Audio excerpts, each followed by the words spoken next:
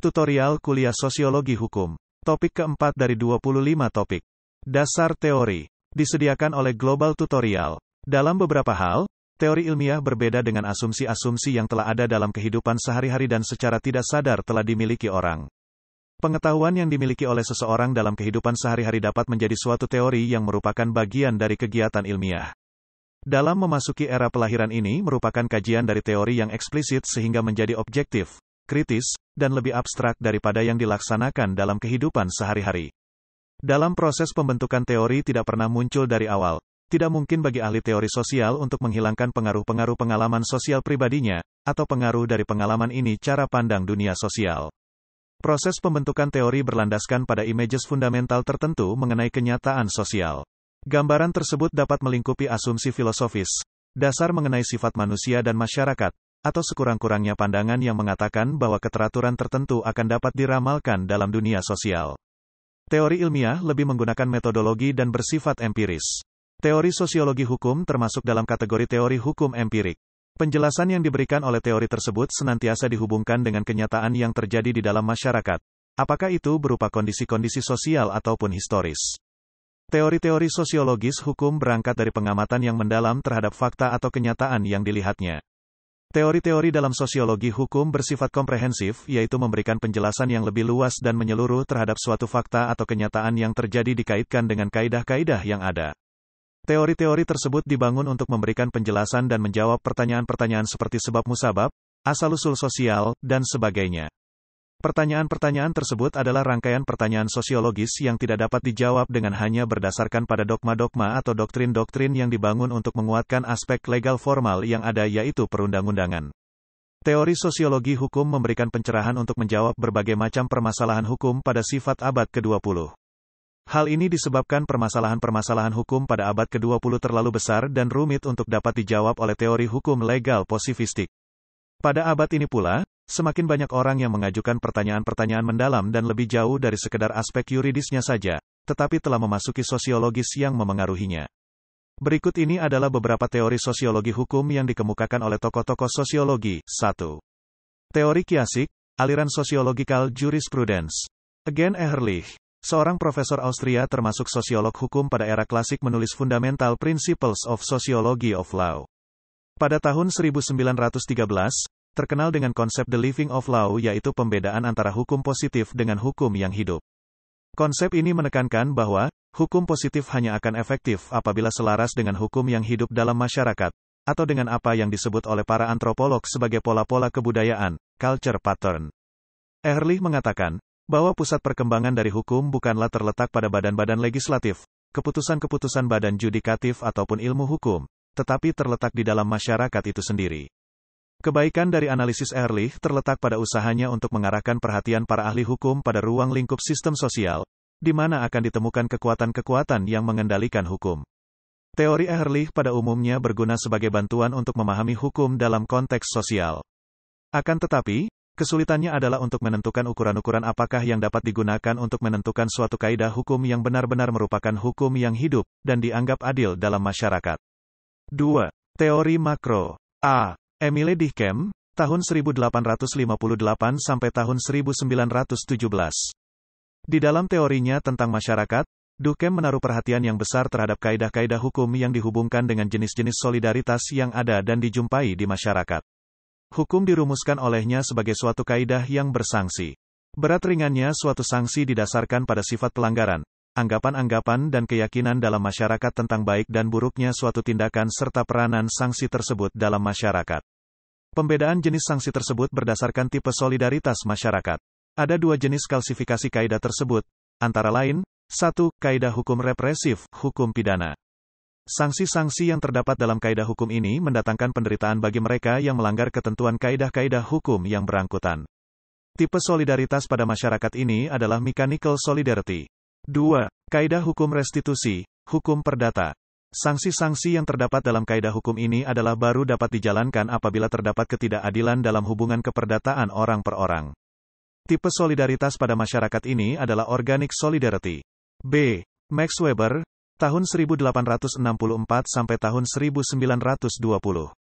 Max Weber membagi hukum menjadi 3 tipe hukum ideal, yaitu 1. Hukum irasional material, pembentuk undang-undang dan hakim berdasar aspek rasional. 2. Irasional formal, pembentuk undang-undang dan hakim berdasar sesuatu berdasar di luar akal. 3. Rasional material, pembentuk undang-undang dan hukum pada perundang-undangan dan kebijakan-kebijakan. Rasional formal, pembentuk undang-undang dan hukum berdasarkan ketentuan abstrak sistem hukum. Sosiologi hukum merupakan suatu disiplin ilmu dalam ilmu hukum yang baru mulai dikenal pada tahun 60-an. Kehadiran disiplin ilmu sosiologi hukum di Indonesia memberikan suatu pemahaman baru bagi masyarakat mengenai hukum yang selama ini hanya dilihat sebagai suatu sistem perundang-undangan atau yang biasanya disebut sebagai pemahaman hukum secara normatif. Lain halnya dengan pemahaman hukum secara normatif, sosiologi hukum adalah mengamati dan mencatat hukum dalam kenyataan kehidupan sehari-hari, kemudian berusaha untuk menjelaskannya. Sosiologi hukum sebagai ilmu terapan menjadikan sosiologi sebagai subjek seperti fungsi sosiologi dalam penerapan hukum, pembangunan hukum, pembaharuan hukum, perubahan masyarakat dan perubahan hukum, dampak dan efektivitas hukum, kultur hukum. Sosiologi hukum merupakan suatu ilmu pengetahuan yang secara teoretis analitis dan empiris menyoroti pengaruh gejala sosial lain terhadap hukum dan sebaliknya. Surjono Sukanto, Sacipto Raharjo membuat rumusan yang sama tentang sosiologi hukum yakni sosiologi hukum mempelajari hubungan timbal balik antar hukum dan masyarakat. Sedangkan Prof. M. Abduh, kurang menyetujui pemakaian istilah, hubungan karena hukum bukan manusia yang mempunyai hubungan cinta. Akan lebih tepat jika dikatakan sosiologi hukum adalah bias, refleksi hukum dalam masyarakat dan sebaliknya bias, refleksi masyarakat ke dalam hukum. Sosiologi hukum memiliki kegunaan antara lain, memberikan kemampuan bagi pemahaman terhadap hukum dalam konteks sosial. Penguasaan konsep-konsep sosial hukum dapat memberikan kemampuan untuk mengadakan analisa terhadap efektivitas hukum dalam masyarakat baik sebagai sarana pengendalian sosial, sarana untuk mengubah masyarakat, sarana mengatur interaksi sosial agar mencapai keadaan-keadaan sosial tertentu. Sosiologi hukum memberikan kemungkinan serta kemampuan untuk mengadakan evaluasi-evaluasi terhadap efektivitas hukum dalam masyarakat. Sebagaimana yang telah kita ketahui bahwa sosiologi hukum merupakan suatu disiplin ilmu yang mengkaji tentang hubungan timbal balik antara hukum dan masyarakat. Hukum itu hidup, tumbuh dan berkembang dalam masyarakat. Vom Savigny. Terjadinya kesenjangan dalam masyarakat disebabkan karena masyarakat tidak memiliki kesadaran terhadap keberadaan hukum. Tingkat kesadaran hukum masyarakat dapat dilihat berdasar beberapa motif sebagai berikut. 1. Kesadaran hukum disebabkan karena takut terhadap konsekuensi hukum. 2. Kesadaran hukum karena takut akan hubungan sosial dengan orang lain akan menjadi renggang. 3. Kesadaran hukum karena betul-betul memahami tujuan, fungsi, dan manfaat dari hukum tersebut. Fungsi hukum dalam masyarakat. 1. Sebagai sarana kontrol sosial, suatu proses yang dilakukan untuk memengaruhi orang-orang agar berperilaku sesuai dengan nilai-nilai yang disepakati bersama. Kontrol sosial dijalankan dengan menggerakkan berbagai aktivitas alat negara untuk mempertahankan pola hubungan dan kaidah-kaidah yang ada. 2. Pendekatan autonomi. Fokusnya adalah kajian terhadap ideologi, prinsip-prinsip, doktrin-doktrin. Diketahui profesi hukum yang mandiri dalam kaitannya dengan manajemen, organisasi, dan lain-lain. 3. Sebagai sarana rekayasa sosial, suatu proses yang dilakukan untuk mengubah perilaku masyarakat, bukan untuk memecahkan masalah sosial. 4. Pendekatan value-free. Fokusnya adalah kajian terhadap isu-isu tentang keadilan kelas, pola-pola, diskriminasi rasial. Hukum dalam upaya pemecahan masalah sosial seperti kemiskinan, kelas pekerja, gender, anak-anak, manula, dan golongan yang tertindas. Sebagai upaya menuju pemahaman hukum secara holistik dan visioner kiranya diperlukan adanya pergeseran paradigma shift, ketika kedua pendekatan tersebut dapat digunakan secara sinergis dan komplementer. Artinya, pendekatan terhadap hukum tidak hanya mengambil salah satu, tetapi harus mengambil keduanya secara utuh sehingga akan dapat dilakukan analisis secara holistik dan komprehensif.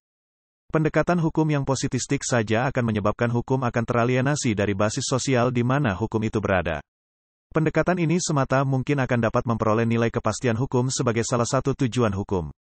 Sebaliknya, pendekatan hukum empiris, sosiologis, realisme, atau konteks sosial saja akan menyebabkan seolah-olah hukum tertulis menjadi tidak diperlukan, tetapi hanya melihat realitas hukum yang terjadi. Jika pendekatan ini dipakai sebagai satu-satunya alat dalam memahami hukum, maka sangat dapat mengakibatkan terjadinya ketidakpastian hukum, bahkan dikhawatirkan tidak lagi diperlukan lagi adanya hukum atau undang-undang sehingga lebih lanjut dapat terjadi anarkisme hukum. Positivisme hukum. 1. Berkembang pesat pada abad IX sejalan dengan tumbuhnya konsep negara-negara modern. 2. Sistem trias politika yang membagi kekuasaan negara menjadi 3 dan kekuasaan legislatif memproduksi hukum sebanyak mungkin. 3. Gerakan liberalisme yang bertujuan untuk melindungi kepentingan individu melalui hukum tertulis. 4. Munculnya tokoh pemikir gerakan positivisme seperti A.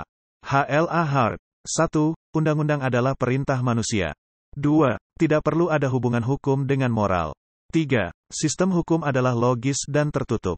4. Penilaian moral tidak dapat diberikan atau dipertahankan.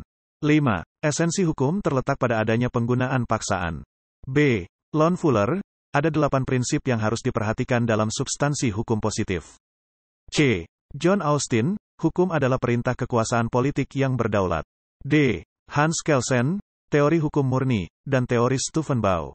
Paham positivisme di Indonesia berkembang karena pendidikan hukum di Indonesia lebih mengarahkan kepada tujuan untuk menciptakan sarjana hukum yang profesional, keahlian hukum yang monolitik. Perguruan tinggi mencetak tukang untuk menerapkan bagaimana menciptakan sarjana hukum yang handal dalam profesi hukum. Seolah-olah hukum didominasi undang-undang normatik, sehingga realitas hukum dianggap relatif tidak penting. Dalam berbagai hal hukum mempunyai pengaruh terhadap lembaga-lembaga kemasyarakatan. Artinya terdapat hubungan yang langsung antara hukum dan perubahan-perubahan sosial. Namun, pada masyarakat yang memiliki taraf kebudayaan dan struktur sosial, hukum dapat tertinggal daripada masyarakat ketika hukum itu berada pada situasi yang dinamis, ketika perubahan-perubahan sosial tidak diikuti oleh perkembangan hukum. Sehingga betapapun hukum telah dilihat dan didekali dengan ilmu hukum, diperlukan disiplin ilmu lain, yakni sosiologi yang mencoba menelaahnya dari sisi yang berbeda, sebagaimana yang dikemukakan oleh Sacipto Raharjo. Kecuali tampak normatifnya, hukum juga mempunyai sisi lain, yaitu tampak kenyataannya. Yang dimaksud oleh Sacipto Raharjo dengan tampak kenyataannya di sini adalah bukan kenyataan dalam bentuk pasal-pasal dari suatu undang-undang, akan tetapi bagaimana hukum itu dilaksanakan dalam kesehariannya. Jika melihat atau mempelajari yang demikian, maka kita harus keluar dari batas-batas peraturan hukum dan mengamati praktik hukum atau hukum sebagaimana yang diterapkan oleh masyarakat. Menurut Sacipto, ada 3 karakteristik yang digunakan untuk menelaah hukum dari sudut kenyataan tersebut atau yang lebih dikenal dengan ilmu sosiologi hukum, di antaranya, 1. Sosiologi hukum bertujuan untuk memberikan penjelasan terhadap praktik-praktik hukum. Apabila praktik-praktik itu dibedakan kepada pembuatan undang-undang, penerapan dan pengadilan, maka ia juga mempelajari bagaimana praktik pada masing-masing bidang tersebut. Sosiologi hukum berusaha untuk menjelaskan mengapa praktik yang demikian itu terjadi, sebab-sebabnya, faktor apa yang memengaruhi, dan sebagainya. Untuk memberikan penjelasan yakni bersifat preskriptif, yang hanya berkisar pada apa hukumnya dan bagaimana penerapannya.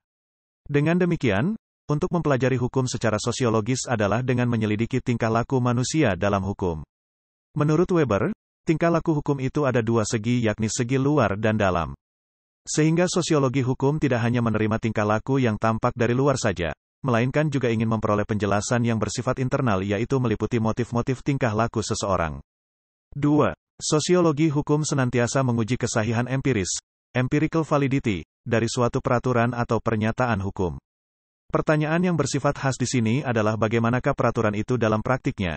Apakah sesuai dengan yang tercantum pada peraturan tersebut? Perbedaan yang besar antara pendekatan normatif dan pendekatan sosiologis adalah bahwa yang pertama menerima saja apa yang tertera pada peraturan hukum, sedangkan yang kedua senantiasa mengujinya dengan data, empiris. 3. Sosiologi hukum tidak memberikan penilaian terhadap hukum. Tingkah laku yang menaati hukum dan yang menyimpang dari hukum sama-sama merupakan objek pengamatan yang setaraf. Tidak menilai yang satu lebih dari yang lain. Perhatiannya yang utama adalah memberikan penjelasan terhadap objek yang dipelajarinya. Pendekatan yang demikian sering menimbulkan salah paham, seolah-olah sosiologi hukum ingin membenarkan praktik-praktik yang menyimpang atau melanggar hukum. Sosiologi hukum tidak memberikan penilaian, melainkan ingin mendekati hukum dari segi objektivitasnya semata-mata dan bertujuan untuk memberikan penjelasan terhadap fenomena hukum yang nyata. Untuk mempelajari hukum dalam masyarakat, hukum tidak dapat apabila hanya dipandang sebagai rangkaian kaidah atau norma, akan tetapi lebih dari itu yakni memandang hukum sebagai suatu sistem. Sistem hukum sebagaimana dikemukakan oleh L.M. Friedman terdiri atas 3 komponen.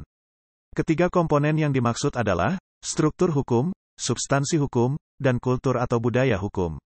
Satu sama lain dari ketiga komponen tersebut saling memengaruhi. Isi hukum tidak mungkin dapat berjalan baik apabila tidak ditopang aparat yang punya integritas. Begitu juga aparat penegak hukum berintegritas tidak mungkin dapat diperoleh apabila budaya hukum masyarakatnya tidak mendukung untuk itu. Dengan demikian, apabila terjadi kemandekan salah satu dari tiga komponen sistem hukum tersebut, maka akan berdampak terhadap yang lainnya. Pertama, sistem hukum mempunyai struktur yaitu kerangka bentuk yang permanen dari sistem hukum yang menjaga proses tetap berada di dalam batas-batasnya. Struktur terdiri atas para aparat penegak hukum, termasuk di dalam struktur ini juga mengenai penataan badan legislatif. Jika diperhatikan keadaan sekarang, kita akan melihat ada beberapa permasalahan menyangkut struktur hukum ini di Indonesia. 1. Penegakan hukum dilakukan secara diskriminatif. Selama ini sanksi berupa hukuman lebih banyak dijatuhkan untuk pelanggaran hukum kelas 10. Sedangkan mereka yang tergolong kelas kakap seakan-akan tak tersentuh oleh sanksi karena punya relasi, sisa-sisa pengaruh, dan dana yang melimpah untuk mengatur kasus yang mereka hadapi. Berbagai cara dapat mereka lakukan untuk meloloskan diri dari jeratan hukuman, sehingga keadilan yang seharusnya berlaku buat setiap orang tak pandang bulu berkurang maknanya. Contohnya, tersangka yang mempunyai status sosial yang tinggi di tengah-tengah masyarakat akan diperlakukan secara istimewa. Penegakan hukum seolah hanya berpihak pada si kaya, tetapi tidak pada si miskin. Ini semua karena mentalitas aparat penegak hukum yang lebih melihat kedudukan seseorang di masyarakat daripada apa yang diperbuat. 2. Di setiap lini penegakan hukum, aparat dan pendukung aparat penegak hukum sangat rentan dan terbuka peluang bagi praktik korupsi atau suap. Uang dapat berpengaruh pada saat polisi melakukan penyidikan perkara. Dengan uang, pasal sebagai dasar sangkaan dapat diubah-ubah sesuai jumlah uang yang ditawarkan. Pada tingkat penuntutan, uang bisa berpengaruh terhadap diteruskan tidaknya penuntutan. Apabila penuntutan diteruskan, uang dapat berpengaruh pada seberapa berat tuntutan. Di institusi peradilan, uang berpengaruh pada putusan yang akan dikeluarkan oleh hakim. Uang dapat melepaskan atau membebaskan seorang terdakwa. Bila terdakwa dinyatakan bersalah, dengan uang, hukuman bisa diatur agar serendah dan seringan mungkin. Bahkan di lembaga pemasyarakatan uang juga berpengaruh karena yang memiliki uang akan mendapat perlakuan yang lebih baik dan manusiawi. 3. Independensi badan peradilan sebagai benteng terakhir bagi pencari keadilan belum terwujud. Penegakan hukum bisa diatur karena kekuasaan menghendaki. Aparat penegak hukum didikte oleh kekuasaan, bahkan diintervensi dalam menegakkan hukum. Penegakan hukum akan dilakukan secara tegas karena penguasa memerlukan alasan sah untuk melawan kekuatan pro-demokrasi atau pihak-pihak yang membela kepentingan rakyat. Akan tetapi, penegakan hukum akan dibuat lemah oleh kekuasaan bila pemerintah atau elit-elit politik yang menjadi pesakitan. 4. Kewenangan diskresioner yang dimiliki oleh lembaga-lembaga penegak hukum tanpa kontrol, sehingga sering disalahgunakan, artinya dalam praktik aparat penegak hukum dapat mengambil tindakan-tindakan tertentu dalam pelaksanaan tugasnya di luar dari yang telah ditentukan. Namun, tindakan ini terkadang bahkan bisa menimbulkan pelanggaran hukum pula. 5. Manajemen penanganan kasus-kasus hukum belum efektif dan efisien. Lamanya penanganan terhadap perkara yang dihadapi membuat pihak-pihak yang terkait merasa sangat dirugikan oleh tindakan aparat penegak hukum, seperti penyelesaian perkara perdata yang bisa membutuhkan waktu bertahun-tahun. 6. Lemahnya koordinasi, karena kuatnya egoisme sektoral. Sejak tahap awal pemeriksaan perkara, misalnya perkara pidana, semenjak awal pihak penyidik telah harus bekerja sama dengan aparat yang lain seperti kejaksaan dan pengadilan, agar proses pemeriksaan dan penyelesaian perkara berjalan dengan cepat. Namun, dalam praktiknya hal ini belum terwujud sepenuhnya. 7. Aparat penegak hukum kurang profesional dan rendah integritasnya dalam mengemban tugas pokok. Kurangnya keilmuan dan wawasan yang dimiliki menyebabkan aparat penegak hukum dalam bertindak mengikuti kehendak mereka sendiri, sehingga terkadang hasil dari tindakannya itu jauh dari penegakan hukum. Kedua, substansi yaitu aturan, norma, dan pola perilaku nyata manusia yang berada dalam sistem itu. Termasuk ke dalam pengertian substansi ini juga produk yang dihasilkan oleh orang yang berada di dalam sistem hukum itu. Keputusan yang mereka keluarkan, aturan baru yang mereka susun. Pada kenyataannya, terdapat beberapa aturan hukum, undang-undang, yang jika dilihat pada substansinya maka sulit untuk diterapkan di masyarakat.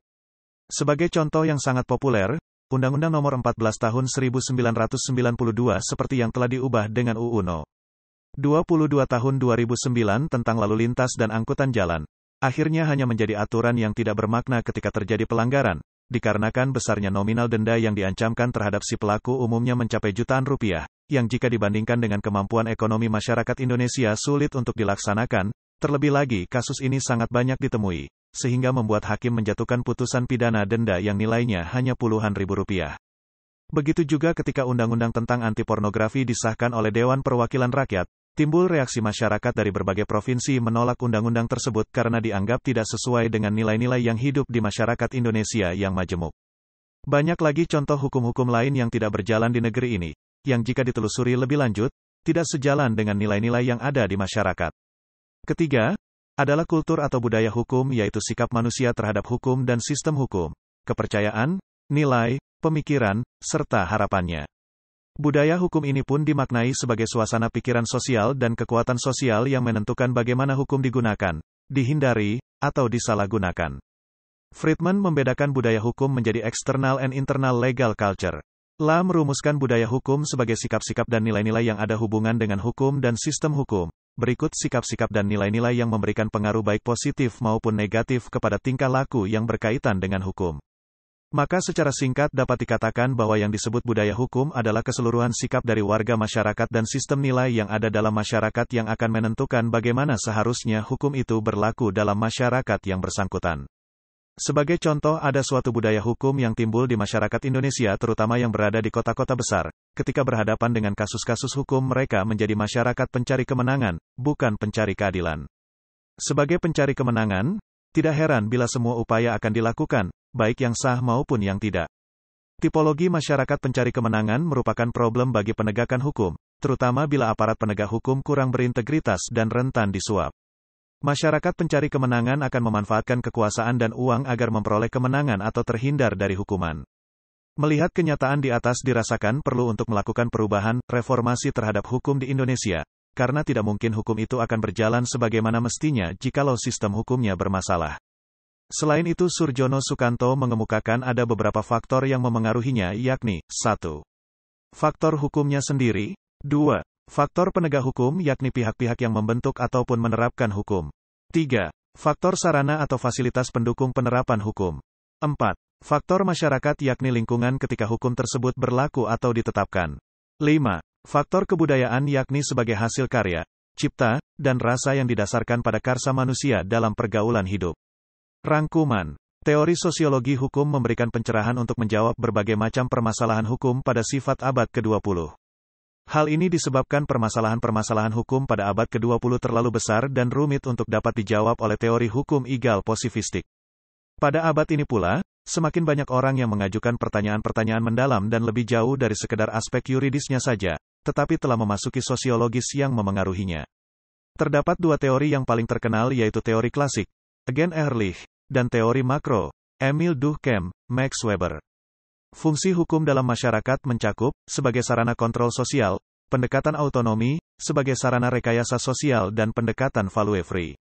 Demikianlah materi topik keempat dari 25 topik tutorial sosiologi hukum. Channel Global Tutorial dipastikan sangat bermanfaat bagi siapa saja yang ingin menambah wawasan, termasuk mahasiswa perguruan tinggi negeri dan swasta manapun di Indonesia. Video tutorial juga dituturkan dan disubtitelkan agar dapat ditonton, dibaca sambil didengarkan. Jangan khawatir jika belum langsung paham. Untuk pemahaman yang lebih baik, putar dan dengarkan video ini berulang-ulang. Subscribe dan like, agar Anda mendapatkan update tutorial lainnya. Bagikan juga link video ini, agar teman lain juga mendapatkan manfaat channel ini. Sekian dan terima kasih. Sampai jumpa.